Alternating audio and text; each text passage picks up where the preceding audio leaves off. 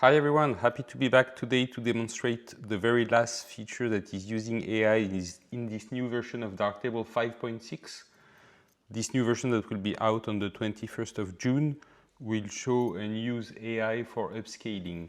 So this is really something that could be really important for you and that is going literally face to face with the Lightroom super resolution function. So this new AI function is basically enabling you to upscale and increase the number of megapixels of your image just by one click. So this is something that is also using the Neural Restore plugin or Neural Restore, I would say module, even though it's not a module. And it's exactly the same setup than what we use for denoise. So as I've already told you, for the one that watched the AI denoise video that I will link here, we use Neural Restore and there is 3 tabs. So on the previous video I demonstrated you the raw denoise, the denoise function as such, and I told you I will go for the upscale part. So here it is, the upscale part is in this module. It's available in Lighttable as here, and also available in the Darkroom function. Whereas for the raw denoise and denoise function, I was not seeing really the advantage of using it in the Lighttable part. Here, I think it's really interesting because you can, with this Lighttable function, use it with batches and use it on different images at once. So this is really a good feature here on this Lighttable part. From, I would say, a functional point of view, here it's still, as for denoise, creating a new file. So we are not in a non-destructive approach here like we have with the other module. Here basically we are taking one file and generating a new file. So we are generating with it a TIFF file that will be automatically imported into your film roll once you will have generated this new file. This is the very similar approach to what super resolution is doing in Lightroom, generating this new file. So here, denoise, I know some of you pointed out that I was using an old version of Lightroom that was now non-destructive with the new version. This is, as far as I've seen, the exact same way of working than for the denoise in Lightroom, the upscaling in Lightroom that is called super resolution. That said, a quick demonstration how to do it. So as before, you basically need to go first of all into the settings. I will go very quickly here because I already demonstrated it for the AI denoise. You will just need to download this upscale model, and once it is downloaded, please remember that you need to enable it. Once again, it will be very important if you have different model that you would like to try. Here you can choose which model you want to try, and then you activate it. Then, as exactly the same as for the denoise module, as soon as it's generating a new file, it's not working on your file directly here, so you need to generate the preview. It takes a little bit of time, of course, because it's going and processing a part of the image. And then as for the previous one, if you hover with your mouse over this preview, it will magnify it. Here you have two options for this upscale part. You can either scale it 2 times, so technically you see the file will be 4 times bigger because you increase 2 times on the height, 2 times on the large part, so it's increased 2 times or 4 times. This is a big difference between here and Lightroom. If I understood correctly, Lightroom is only enabling 2 times upscale. Once again, here Darktable will also warn you if it's a large file that will be done because it may take some time to process. You have seen on the AI setting, you can choose to process via CPU, you can choose to process via GPU. I've seen in the discussion thread some people found that it would take time depending also on your setup. Sometimes also the AI model will just freeze. So bear in mind right now I'm demonstrating a feature that will be integrated in 5.6, but I'm still on the nightly build. So if you try it today, you may find some slowness in this way. Here I just open for you the image information. So I'm working on a file that is generating from my oldish D750. That is only, and again it's with bracket, generating 24 megapixel file that I can here upscale it to 97 megapixel file. So this is already for Darktable warning me that it will be quite big. As for the denoise module, as soon as it's non-direct preview, I need to basically look here on the preview, and I can also change what I want to preview and see, okay, if I want to look here, for example, it will generate the preview and show you how it works.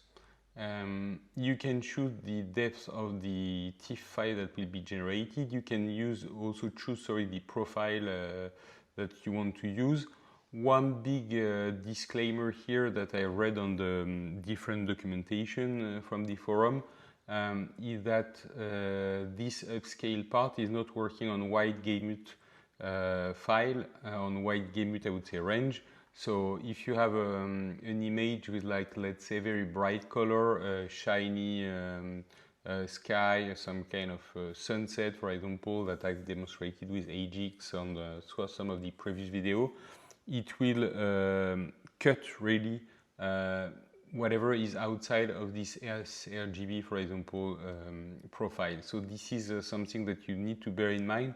Work before your file to secure that you are staying in, I would say, a restraint gamut before doing the upscale.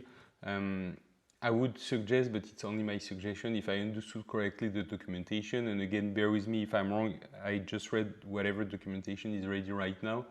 I would suggest to work on a ready worked file where you already mapped your color and reduce your gamut so that you stay, I would say, in a safe zone. And then the last option, of course, it's as before for the denoise part, you can choose where the generated file will be registered. I leave it by default on the same file. Again, you can choose wherever you want to do it. Once this is, I would say, set up, you can just hit the process button and it will generate a new file. I saved you some time here, guys. I already generated a new file. It took me 2 to 3 minutes. Honestly, for me, it was a little bit stressing because it was one of the first files that I was processing, so I didn't know really how much time it would take. I'm working on a MacBook Pro here that is not so old but not so new neither. I'm working on my GPU file, and my chip is the Apple M3 Pro, just for the one that want to compare it with some other of your setup. So it took me more or less 2 minutes to process the 24 megapixel file to this 97. So this is something that is really interesting. Just to compare it, guys, sorry, I tried to compare it with the snapshot, but apparently it's not working so well when you try to compare, as you could compare with 2 different snapshots the file.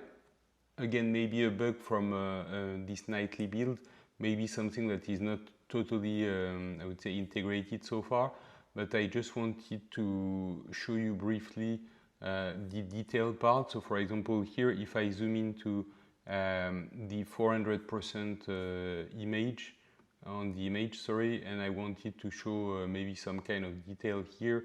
Here you see that I'm really reaching out the very limit of my image. If I zoom on the same portion with this upscale part, then of course I need to go to 200, and you see that it's better when you zoom in here on the upscale part, which is something that you would expect, of course, of this module. So this is, for me, really an interesting tech. Again, out of the three AI main functions of Darktable 5.6 that are or will be released in this new version, we have the AI masking, we have the AI denoise, and we have this AI upscaling. Honestly, for me, the upscaling part is maybe the module that I will use less. I think it's always good if you want to try it when you want to print it. That's something also that I want to look at on old pictures that I may have scanned for my grandparents and these type of things, to see how I can upscale them and how I can secure that I get as big picture as possible. I didn't test it. Most probably it will be the object of a new video, and I will do a deeper look at that. But right now I think the most important things would be maybe for printing small images from an old camera or this type of things. But honestly, right now, even the D750, I have also a very old, kind of oldish, 10 years old X100T. If you want to print on an A3, you're already good with your original image. So I think it's more pushing a little bit the boundaries of your image. Bear in mind that it will generate big file, that it will take some time also to generate. So I would use it with caution here. If I look at what Lightroom Super Resolution is doing, and again without having access to the very last version of Lightroom, what I see, at least as a comparison, is at least here, as always with Darktable, you have an open source model that you can use without any subscription, that you can also control how you want to do. The scaling options are a little bit better for Darktable, again, bearing in mind that you can, of course, upscale as you want your image, but at one point there is maybe no use to upscale it too much. In terms of speed, I didn't manage to compare the speed of this nightly bead versus the speed of Lightroom. I still think 2 minutes, when you are used to it and you know it will take 2 minutes, then you can do something else in the meantime, or you can run a batch of upscaling if you have a couple of images and go do something else. So I think for me it's not a big deal. The wide-gamut clipping, that is really clipping and not kind of compressing things, for me could be a deal breaker. But once again here need to be also tested fully, and we need to understand really where it may have some, I would say, limitation. So far, I'm not sure all my images will be limited by this wide-gamut part. And again, as in Lightroom, you generate a DNG or a TIFF file here. So it also brings a little bit more memory, a little bit more things to store. So it's always interesting to think about that before you play too much with upscaling all your images, to think about what will be really the, I would say, usage of this upscaling part. Once again, I think here for me, I love to compare it head-to-head with Lightroom, just because I know some of you are trying to get out of Lightroom, so it's always interesting to see what you can find. But I think with this Darktable part, it's not really fighting Lightroom, it's finding their own way, open source, where you can get control of your image, get control of your process. So I think it's a really good way of, I would say, moving for Darktable. I love the two previous functions of AI. I love this one, even if I will use it a little bit less. And I'm looking forward also to show you a little bit more about the small UX and UI improvement that Darktable has done for 5.6, and I will release in the next video. Thank you guys for watching.